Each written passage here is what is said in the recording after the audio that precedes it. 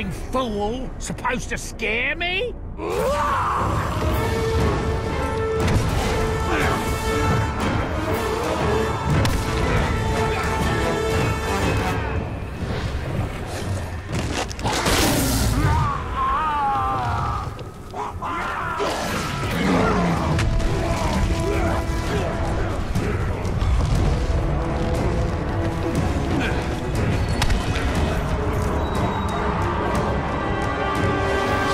Welcome, ladies and gentlemen, I am SocioPsycho, and this is Mob Reviews, and today we're going to take a look at Middle-earth: Shadows of Mordor. This was created by Monolith Productions, available for PC, and it is a Lord of the Rings open-world action hack-and-slash style with a Batman Arkham City combat with a touch of Assassin's Creed style of gameplay. Is it any good? Well, let's find out and see how well the game actually does, or the marks it may have missed. And we'll begin by noting the fact that you are continuously encouraged to buy DLC, even though you perhaps just paid 30 to 50 bucks or some variation for the game. For a AAA title, it's already saying, hey, buy more of our DLC. It's just fucking pathetic. So we'll start in the options menu, and the audio voice acting done in the game is actually done in a very professional manner to a movie-esque quality. It definitely hits the mark and is something you'd expect to hear and see from a level and price point that the game offers. The music follows in suit in the same style. Now, it doesn't always propel a sense of adrenaline or emotion throughout the entire game, but there are parts, and it does hit the chords it needs to when the environment dictates so, but many of the times it just doesn't have that subtle I'm going through the countryside atmosphere, and it leaves you a little bit high and dry, but it makes up for it with the combat readiness. In the video, you have plenty of screen resolutions, which is definitely nice. The game's been running at 60 frames per second with no issues tearing, crashing, or clipping of any sort, and with 60 frames for me due to my monitor capability. No doubt a game like this, which has benchmarking capability, can easily get above 120. In the advanced options, you have what you need to improve the graphical quality of the game as your system can handle. It does auto-recognize the graphics card that you're holding, so it will sort itself out, but you may need to change a few things. Really, for me, the only thing I had to change is just the depth of field, because I don't like blurry in any regard, whether it be motion blur or depth of field blur. It's not my style. Don't enjoy that. But everything else, graphically, the game looks actually quite amazing, and it's a little bit frustrating or disappointing even, because the graphic quality of the game is done in a very nice manner, and it does have elemental capabilities, but during my entire 22 hours of play, I only experienced climate graphic capabilities such as rain and a sense of dread once throughout that entire time. Now, there is a night and day style, but really the only time it goes to night is when you click onto a mission that it automatically pops it to nighttime, such as assassinate some people. Other than that, the cycle isn't really all that tied down, and you don't have this sense of interaction with the world, even though it has the environmental cues, and when I use them, it does it well, including the shadows and the lighting effects, but they don't capitalize on it, and it just feels like it's really left a lot of the atmosphere, a lot of the dread, and a lot of the, wow, that could have been so much more imposing or so much more dangerous, and it just kind of leaves it by the wayside. Overall, yes, it still looks good and it still looks entertaining, but I feel they didn't maximize the tools that they even had in the game to begin with. Game settings, you have aim sensitivity, camera sensitivity. Well, one slight annoying thing is they do not have a slider for the FOV. You are tied to looking behind the player, and sometimes this isn't an issue, but other times the camera is just a little too close. Now, there may be a way to change that if you go and edit some of the configuration files in the folder itself, but they definitely should have had a slider here, and the fact that they don't is just really disappointing. I would say about 60% of the time it wasn't an issue, but it's just one more thing that draws you out of your immersion, which is annoying. When it comes to keyboard and mouse, all your keys are easily rebindable. You have no issues in that regard and have not suffered any problems in that. You have primary and secondary, which is definitely nice, as well as controller support, if that's what you wish. When you jump into actually play the game, you do have a choice in between extra content which is more of just leaderboard style stuff. It really doesn't add anything to the actual gameplay. It's more of a beat other people's times or beat your own time in carrying out certain tasks. You're not really going to find anything that really adds another layer of depth when it comes to the extra items in the game, as the story itself is an open world, but the majority of what you have is optional and sideline collectible. The actual main story is very small, and you do have a change of skins that you have a choice to pick in between. Although it's a little off-putting with how the cinematics are done, how the voice acting is done, running around with a female avatar when a male voice is talking and all the character cutscenes switch to the male. It's just like, okay. It's not a huge deal, but if you're a female or somebody who likes playing as a female character, you're not going to find that sort of connection. It is definitely a testosterone-led male lead throughout the game. And if you do care about such things, the women in the game that you do end up meeting are either victims that need to be saved. Even if they seem strong on the outside, they all come down to a story of needing to be saved and can't accomplish anything without your big, strong, manly help. But it's a small part of the story and not something that is really thrown in your face. But there is no prevalent, strong female characters if you care about something like that. The world has changed. Nothing makes sense. Nothing has changed. This is how it will be. The future and the past are linked in darkness. I don't understand why I'm here. And I can't remember. Let's go find the slaver. His mind may provide answers. So when we get into the game, the first thing we'll talk about is the story. Now, as you would expect, it's Lord of the Rings. It's before the main offsets of the original trilogy, before the ring is found and the journey begins, when the land of Mordor is starting to be overtaken and the Black Hand of Sauron is starting to uprise and unite the land. The thing about the story is that it's done in a very professional manner, to a Hollywood movie-esque style. It is truly impressive with the graphic quality of the game and the voice acting done. The scenes and the direction that they took the story is told in a very nice way. Unfortunately, the story is not that long. If you play the game and you're trying to just focus on the story, you're like, I'm just gonna do quest 1, quest 2, you can beat the game in about 2 hours, and that's not necessarily a speed run, but that is focused more on the story than anything else. And there is a good chunk of the story which doesn't even really make sense. Now, I get the fact that it ties into some of the capabilities and character perks that you're able to use throughout the world, such as there's a part where you need to find a dwarf, and you go on a huge, really unneeded, condescending, let's go hunt some monsters, but by the time that you get to him, if you haven't focused just on the story, you already know how to tame beasts, and you already have experienced those things, and then to have the hunter waste a good hour of your time just talking to you like you're an idiot is more annoying than anything else. They could have easily propped that as a side quest of some nature, or focus more on the main quest in a different manner, which stays a little bit more true to the whole orcs invading and orcs swarming over the land. The story tells a tale, and while that tale may not be the best told story, it ties to its larger counterpart. If this game was dissected as it is, alone, by itself, with no understanding or real acknowledgement of the Lord of the Rings series, it would be a failure as a story being told to the player. Not only in the content that it has been shown, but also in the way that it's presented and the direction. Now, don't get me wrong, it starts off good. It starts off good and you have a purpose and like, okay, I see what's happening, I understand what's going on. But then as soon as you begin, it throws you into this huge open world and doesn't really explain too much. Now, I'm not talking about giving me a linear path and be like, okay, hold my hand here and there. It's an open world, so I have the freedom to do what I want.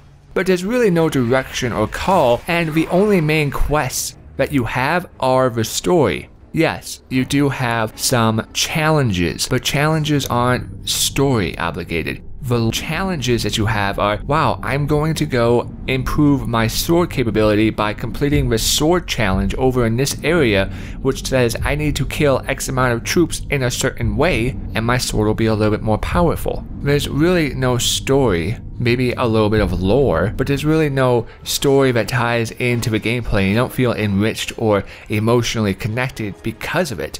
There is only a very brief main storyline which you can get through very fast, and it becomes condescending to you.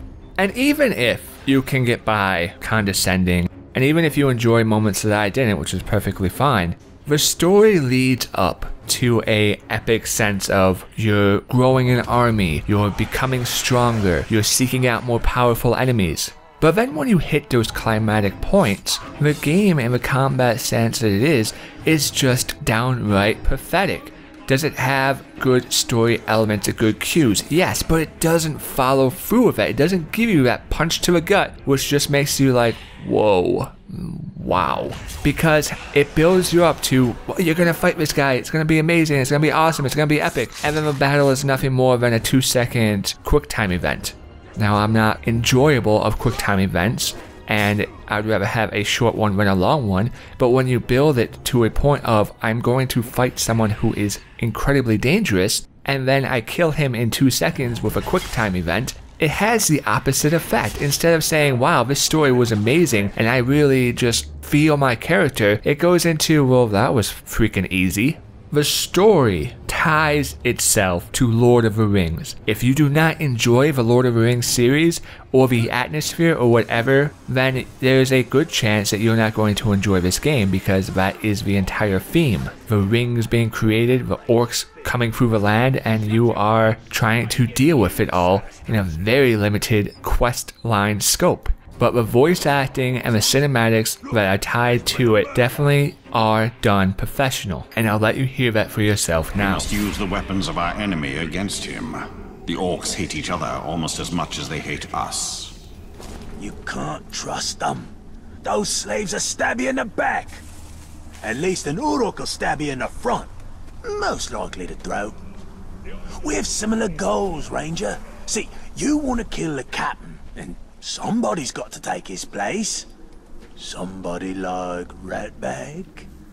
So this Goroth is in charge? Of this camp, yeah. Well, he's no war chief. They answer directly to the Black Hand. I'll show them all when I'm in the Black Hand's inner circle.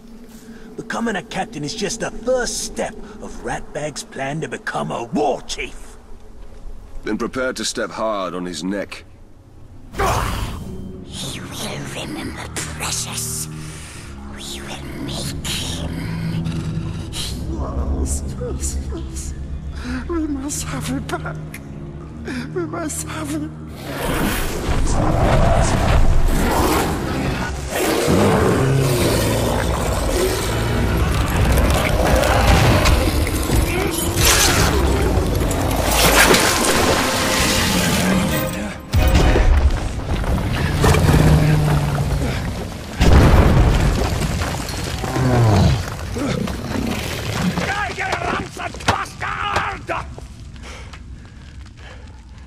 I think he's dead. Well, that's what I call beast hunting, eh? Indeed. So we're going to start off and we're going to talk about the abilities that you have. By understanding that, you'll understand a little bit more of the actual combat in the game, as the combat does have a sense of fluidity to it, but that fluidity comes down to already a very increased reaction time and the limited input from what you will need to do. It's pretty much just click rather than planning out a strategy or anything else. Your abilities come down to this. As you increase, your abilities may actually become far more useful in the world. By the time you have them all unlocked, the world becomes a plaything for you, as there is no difficulty slider in the game, which is just freaking stupid. So by the time you end up being at the end of the game, you are so powerful, and the world was already really a joke before, is now just a child's play toy. But as you can see as I'm scrolling through these, you have different upgrades. You simply get experience by either killing people or completing challenges, and you have a power system which, as you kill enemy commanders or complete enemy commander challenges, you'll unlock the power tier. It's very simple and goes very fast. And the more power you have, you'll eventually have the availability to unlock all these abilities. It's sort of a you earn it as you go type deal. Now, are the abilities that you have actually useful and actually nice? Yes. If you plan out your attack pattern when you go up to an enemy and you say, okay, well, I'm going to use some of the stealth upgrades to either take out some of my enemies, or I'm going to use my stealth and dominate the will of some of the enemies, so when I engage my main target, I'm not overrun. The problem with this is how the game sets you up, because it sets you up in the beginning of, here is an open world, and we're throwing you right into it. And if you get into a base, or you're going after a target, and the base sounds an alarm, then you'll end up with so many troops upon your head that you cannot fight your way out of it.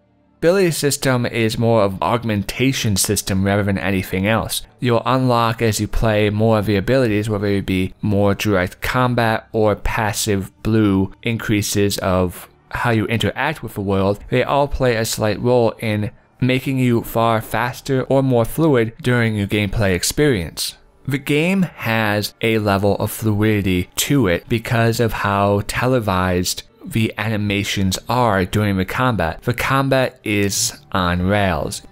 The most tactical sense you could get is, do I charge into a group of 50, or do I perhaps try to lure some of them out, or maybe if I'm able to explode a barrel and kill some of them. Using your brain in the most common sense way instead of jumping into the middle of 50 enemies is really the only tactical sense there is. There is no traps, there are no planning out, there is no culling for allies. The capability to later on in the game use some of your special powers to dominate and control orcs' minds only goes so far. They don't follow you around, they are very limited in their range, and they only attack when you tell them to attack. Doesn't mean they're useless, no, but it's not something that really drives a sense of, oh wow, that was amazing, or I'm gonna go and grab a huge army and take out this enemy group. On top of that, you also have a sort of item and health and stamina increase, which comes down to not experience, but another marker which you gain by completing challenges and finding relics. And these are things that will increase your health, or increase how many spirit arrows you can carry, how much focus you have during your certain special moves or using your bow, and rune slots available for your weapons, sword, bow, and dagger. As well as the bottom, you have special abilities, which when you charge up with your melee kills, you can either do execute moves for 20 seconds, you can use fire arrows, or assassination stealth kills. The game starts off in a harder sense where you feel like the enemy is strong and you are pitted against the forces of darkness, and there is definitely required some carefulness in order to succeed. But as you grow more powerful, you easily break those chains and you become just completely overbearing to all your opponents. Now this does tie into a rune system, which is very easy, as there are enemy commanders throughout the game which will drop runes once you kill them, and as you upgrade your weapon you'll have the availability to place 5 runes into them, increasing your capability to get out of tough situations, such as if you are being hit by a large mob and you need health. Well, there are no health potions in the game, and the only way to regain health is by collecting herbs, but perhaps there's no herbs around you. But if you have the correct runes in your bow, then when you get a headshot you can replenish some of your health. So in the middle of a battle, because the time slows down due to the focus, you have the capability, due to the rune system and everything else, to get back the upper hand rather easily. So let's talk about the open world quality of the game, because it drops you into Mordor and then it just kind of leaves you to explore the entire world, and it can be very overwhelming perhaps to a lot of people, as you're not really sure what's going on. There is a lot of ground to cover and you really don't have a sense of direct purpose. the 2 different zones that you have in the game will have different war chiefs as well. And that's perfectly fine. That doesn't bother me at all. What bothers me is the fact that when you start the game, it immediately throws you into this huge world and it doesn't really guide you in understanding what to go for first or how to interact with the world. And it says, okay, here's a small introductory to what a elite commander is and what a captain is and the rank structure of the enemy. But then after that, your starting mission is to kill all the war chiefs. The strongest enemy that's supposed to be really difficult, really well guarded, is my beginning quest. It's not 5 hours in, 8 hours in, I'm going to go up against the war chiefs. It's 1 hour in, they want me to fight the hardest enemy that's supposed to be there. So you have this one spectrum which is, oh, go fight the toughest opponent, and at the same time, once you defeat him, everything else in the entire game will just be simplistically easy. Yes, you may still die to the occasional general, which has the skill set or perk buffs, which is your kryptonite, but for the most part, if you can kill a war chief and his 2 or 3 bodyguards, anybody else is not going to be a challenge. And so it immediately throws you in against trying to fight against the strongest enemy there are, and it sabotages itself from the very beginning. Now, it doesn't mean that the game is perhaps bad. If you enjoy the combat fluidity that this is modeled after, then yes, of course, you're going to enjoy it. But what upsets me about it is the severe lack of interaction when it comes to the world. Because you have all these generals, and later on in the game, when you get into the second zone, you have the capability to mind control and dominate different orcs. And these orcs will fight for you, but they won't necessarily follow you, such as actually follow you around the map or be able to really command them to attack the enemy. And it's frustrating. The interface and the shortcomings of the system that many people love this game for, because they have a system of a nemesis in this game where if you die by the hands of one of the orc leaders and you come back to face him a second time, he may say something like, "What? I've killed you already. How are you still alive?" or whatever, or "I'll kill you again." He mocks you. As well as the fact that every time you die, the enemy does grow stronger. Not all the enemy forces and orcs in the world, but those generals do increase into a power level maximum of 20.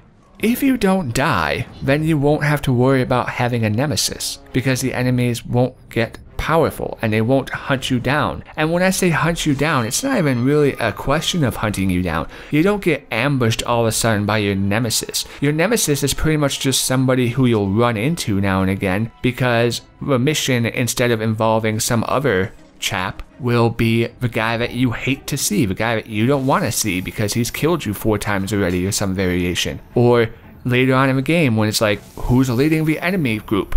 Oh, it's your nemesis. It does have areas that ties together and you're like, oh, that guy. Yeah, it's well done. The nemesis system is well done, but for the entire community to ride the nemesis coattails and oversight or not care about how much better the rest of the game could be, is just not right.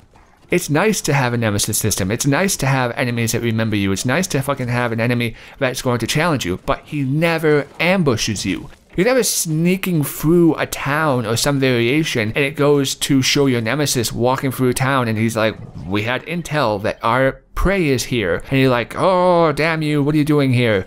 There really is no sense of nemesis. It's just inconvenience. It's more of a, "Oh great, you're here, I guess I'm gonna go do something else." Not, "Oh crap, I'm being chased, I'm being hunted, he's coming for me," or there's some variation of, "I don't want to see this guy on the battlefield," which ties into the whole lack of battlefield.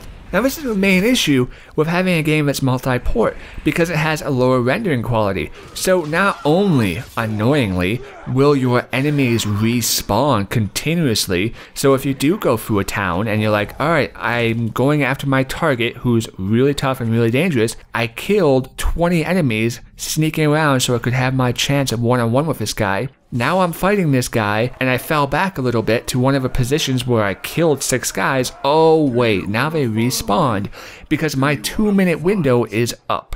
As you increase in power and skills and capability, does that diminish? Yeah, of course, because you're killing stuff so fast. That's not a question of, wow, I have a sense of power and awesomeness in the game. It comes into like a, well, everything is so easy and it dies so easily that I don't even notice anymore. If you're sneaking around a castle that's enemy held, and that castle becomes alerted to you, continuous number of enemies will flood in on you. You can kill them to the end of time. They will just keep coming, they'll just keep respawning. Now, I get the fact that there could be a large variation of enemies, but there should be some sort of garrison number at the very least in between how many just keep coming so you can continue to fight and actually make progress. And that's the real issue. The world doesn't have any actual progress tied into it. It has the foundation for it. It says, hey, look at this huge open world where we have all this landscape, you have these different outposts, and you have the occasional wandering group that moves from point A to point B. But your map is not tied directly into that. Yes, there are zones split up so you can find collectible items, but there aren't fortresses that are like, hey, War Chief so-and-so owns that fortress, and he's sending out troops to secure his different areas. So if you take out an outpost, or you take out guards in some way, if they get replenished by a patrol group that moves to that location 10 minutes later, that makes a lot more sense and a lot more ties everything together than just, oh, 2 minutes later and they respawn and now you have to deal with them again. Nothing you do in the game matters. So even after you finish the story or you get so close into the story, you're like, hey, I did the main storyline because there's no other quest lines. There's no side like, hey, why don't you help us grow and help these slaves or these resistance fighters or lead an army to do whatever. It's just the main quest, which is very short.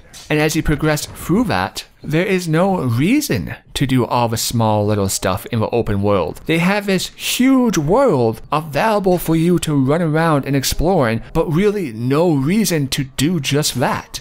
The Nemesis system is lovely. If you die, yes, you have the availability to see the same guy who killed you in a mocking fashion or an annoyance fashion, but he's not somebody who's leading armies. Even later on, when you are able to dominate war chiefs and you dominate elite commanders and control orcs, the map of the world, the interaction of the world, and the interaction of your abilities are not tied together. You don't go into an outpost and say, okay, I took control of the war chief in this area. Now I have that area controlled on my zone. That's a safe spot for me. There is none of that. There is no, now I'm going to lead my troops and command them to go up here and try to attack this one spot, and I'm going to go and try to help out. There is no epic battle sense. Not to even mention the fact that when you do mind control and dominate a general or a war chief or whatever enemy that you conquered, then he will have a specific location on the map that you will have to travel to. Then, once you travel to him, you will then need to actually get him into a stranglehold, even though he's completely loyal to you, re-dominate him, go for the motion, then give him an order to attack in a challenge sense mentality of the enemy that you want him to go after. Then you have to go all the way over to where that challenge is going to happen and help engage in that battle. There is no quick menu option. You can't go into, hey, let's look at the army of who the enemy commanders are and who I have dominated. Let's select the guy I have and have him attack so-and-so. Because doing 2 steps will be too freaking easy, so they instead make it 8 steps and 20 minutes long.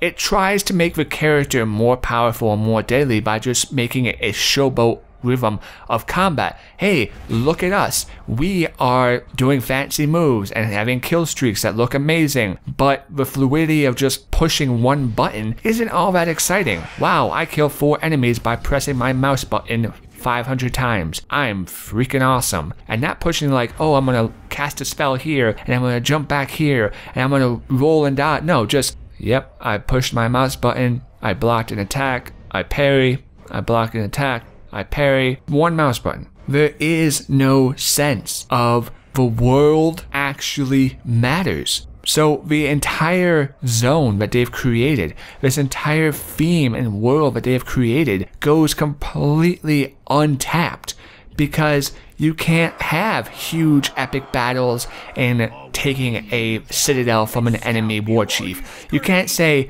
hey, I want my commander, who I dominated, to lead forces against the enemy war chief, and then I'm gonna go in well as help.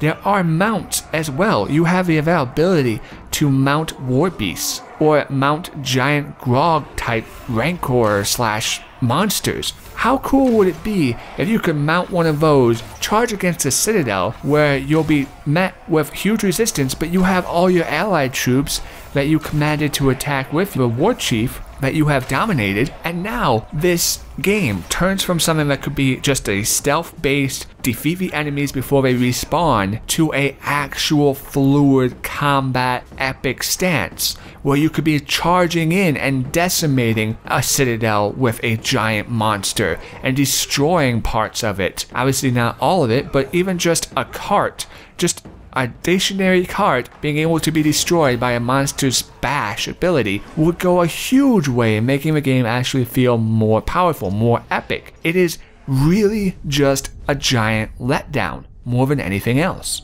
Because they don't have this, you don't really ever feel like the Nemesis system, which is so amazing in its idea, is actually even implemented in a great way. If you're sieging a castle, or you're doing a quest, and you're going in some variation, and your Nemesis pops out because he's been hunting you, you're going to be like, oh great, this guy again.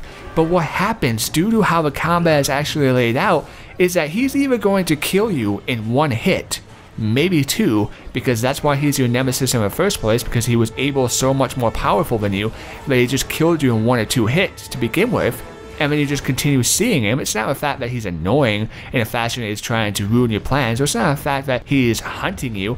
It's just the fact that you were unfortunate to run up against a guy who could take you out in 1 hit, did so, and then you continuously see him now and again when you do certain missions that you can completely avoid. The threat of what you feel in the game is next to nothing.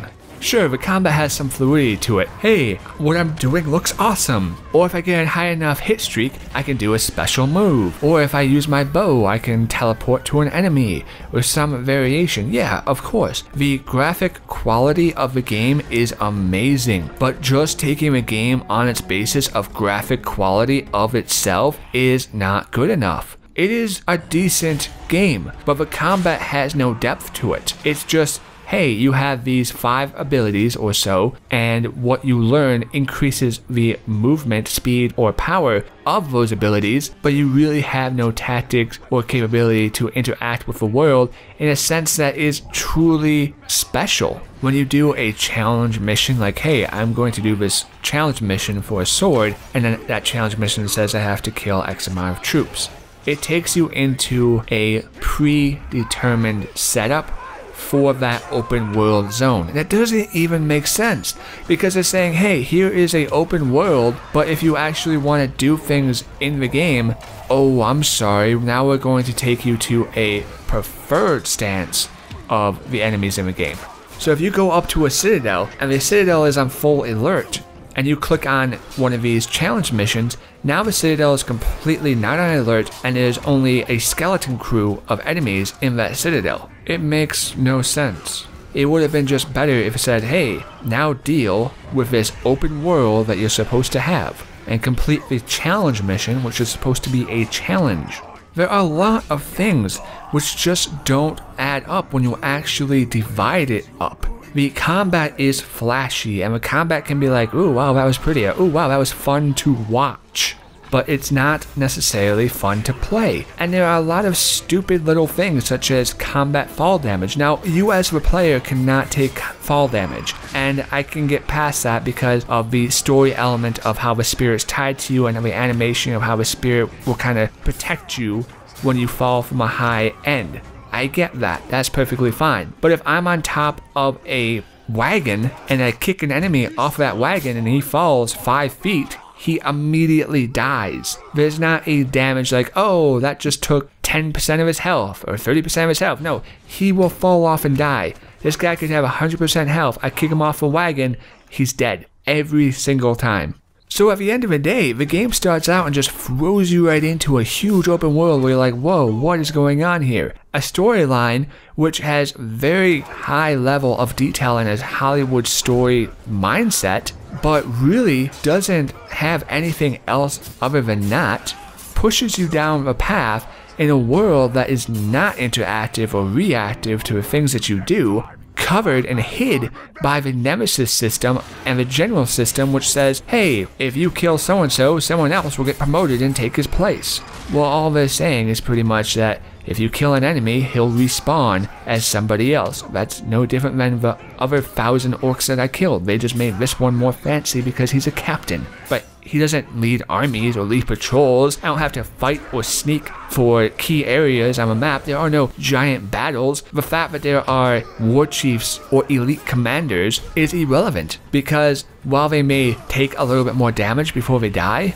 they still die very easily, and they have no weight or command in the entire game. It tries to set up this precipice of you have to fight a huge army and dangerous opponents. Isn't that scary? By the way, the enemies you have to fight are completely worthless, and you can destroy them, and we promote you to destroy them. The strongest enemies at the very beginning of the game, so enjoy the rest. So what are you left with? You're left with, yes, maybe 20 hours of gameplay, but really no sense of satisfaction. You're not feeling accomplished after you play. It's like, oh wow, that was fun. I may play an hour a week or some variation and eventually get through because I want to do a collectible here, I want to do a mission here, but I'm not really looking for something that is going to make me feel battle hardened or really driven. And so you end up with a game that is more flashy than it is good. And the sad thing is, a lot of people will take that and be like, that's good enough for me. I don't care about it not being as good as you think it should be. And I'm not saying you have to base your purchases or your happiness on what I enjoy or what I want to see in a game, but it's just downright annoying for a game to have everything that it needs already implemented into the game, but not taken nearly as far as it should have been. So ladies and gentlemen, if you like Lord of the Rings and you like the Arkham style combat with a stealth-y-ish, because the stealth is very just like, does he see me, does he not see me, Assassin's Creed type feel, then you'll enjoy this game. But there is no depth to it. You can't expect the world to actually react. You can't expect some variation of senses of accomplishment. The game, with all its collectibles, you're looking around 20 hours. But if they actually had a world that was interactive with you and you had to command and conquer the different regions by leading enemies and orcs and having huge, crazy battles, it could have easily had 40-60 hours just by having some small minor tweaks done in the development engine of the game while it was being made. So, ladies and gentlemen, personally, I can't recommend this game because it was a waste of my time. I do not feel like it respected my time. I don't feel accomplished. It's overappreciated. There is no sense of, wow, I'm really growing stronger, or wow, that was truly epic.